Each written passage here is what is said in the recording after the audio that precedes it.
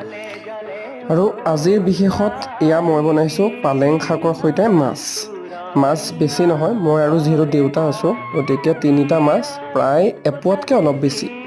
আৰু এয়া হৈছে কুঁহি আৰু মিৰিকা মাছৰ পোৱালি। মাছখিনি মই প্ৰথমে বিলাহীৰ সৈতে পালেং আৰু মচুৰ দালি দি বনাইছোঁ। এয়া বনোৱা পৰ্ব ইতিমধ্যে আৰম্ভ হৈছে, মাহখিনি ভালদৰে সিজাই নাই আৰু 15 মিনিট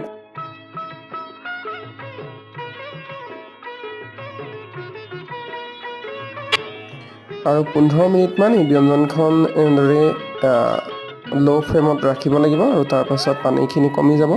তাৰ পাছতহে ব্যঞ্জনখনৰ আচল টেষ্টটো গম পোৱা যাব। কিন্তু এতিয়ালৈকে দেখি আৰু কালাৰটো দেখি ভাবিছোঁ যে নিশ্চয় ভালেই হৈছে। কেনে লাগিছে আপোনালোকৰ জনাবচোন।